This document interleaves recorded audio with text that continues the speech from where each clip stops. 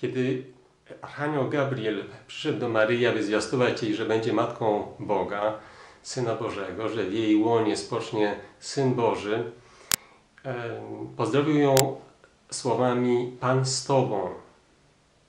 To pozdrowienie zapewniające, że Bóg jest z Maryją, żeby się nie trwożyła, nie lękała podjąć tej misji Matki Bożej, można spotkać w różnych wydarzeniach opisywanych w Biblii. Na przykład u początków historii Izraela, jego wyjścia z Egiptu, kiedy Pan powołuje Mojżesza i Mojżesz mówi: kimże ja jestem, żebym poszedł do Faraona i rozmawiał z nim o wyjściu mojego ludu. Wtedy Bóg mówi mu: nie bój się, Mojżeszu, bo ja jestem z Tobą. Obecność Boża, która towarzyszy Mojżeszowi. Niech się cieszy zgromadzenie niebieskie, a hymn pochwalny niech przywita triumf Pana zmartwychwstałego. Również na górze Synaj, kiedy Bóg objawił się Izraelowi, aby zawrzeć z nimi przymierze, objawił się wśród tych manifestacji przerażających. Góra Synaj była pełna dymu, drżała, gromy, błyskawice, także była to teofania świętości Boga i lud Izraela słusznie był przerażony. Ale z drugiej strony Bóg wezwał do siebie Mojżesza, potem jeszcze Aarona i 70 starszych, i tam objawił się Mojżeszowi i rozmawiał z nim twarzą w twarz, jak się rozmawia z przyjacielem. Kiedy ksiądz profesor Gus mówi o tym, że najdoskonalszą formą przyjmowania Boga w Eucharystii jest naklęcząco i do ust,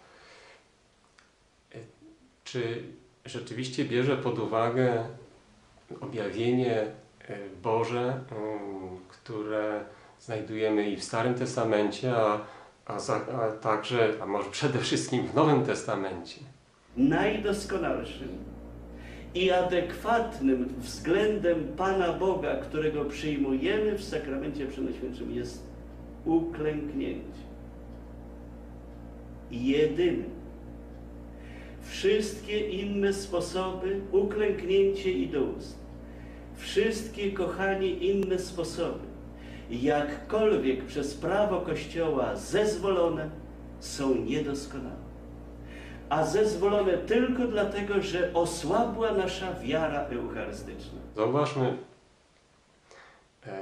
są takie trzy obecności Boga na trzech etapach historii zbawienia. Pierwsza to obecność Boga w życiu Adama i Ewy w raju. Wtedy Adam i Ewa cieszyli się bliskością Boga, Jego miłością i oczywiście nie znajdujemy ich tam na klęczkach. Potem obecność Boża już w Nowej Jerozolimie, która jest jakby nowym rajem. Księga Apokalipsy mówi o tym, że świątyni w tej Jerozolimie niebieskiej już nie znaleziono, dlatego że sam Bóg wypełnia Jerozolimę, że cała Jerozolima jest taką świątynią. Czy można sobie wyobrazić, że będziemy w tej nowej niebieskiej Jerozolimie wszyscy na wieczność na klęczkach? A raczej nie. I za tym przemawia to, co jest głównym przesłaniem listu świętego Pawła i w ogóle Nowego Testamentu. W liście do Rzymian święty Paweł mówi, że już nie jesteśmy niewolnikami, nie jesteśmy sługami, lecz jesteśmy dziećmi Bożymi, jesteśmy synami Bożymi. I jeżeli nawet tego nie doświadczamy, to jest ten 8 rozdział listu do Rzymian, bo cierpimy, to mamy nadzieję na to objawienie się Boże i na to, że w pełni osiągniemy synostwo Boże. ci są synami Bożymi, których prowadzi Duch Boży. I Duch Boży prowadzi chrześcijanina, prowadzi człowieka, Syna Bożego, oczywiście nie po to, żeby przez wieczność klęczał wobec Boga. Syn Boży przebywa z Bogiem jak przyjaciel z przyjacielem.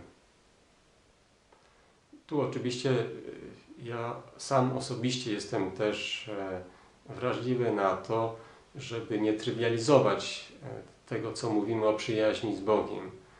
Bo Bóg jednak oprócz tego, że chce być naszym Ojcem, chce, abyśmy wołali do Niego Ojcze, Tato, jest również Bogiem, a my jesteśmy ludźmi.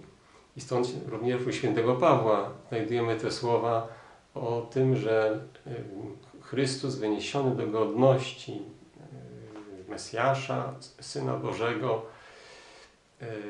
w sensie Jego człowieczeństwa, że przed Nim się zegnie każde kolano jako znak tego, że On jest Panem tego całego wszechświata. Ten obraz biblijny jest również obecny i ważny i uzupełnia to podstawowe słowo biblijne o przyjaźni z Bogiem.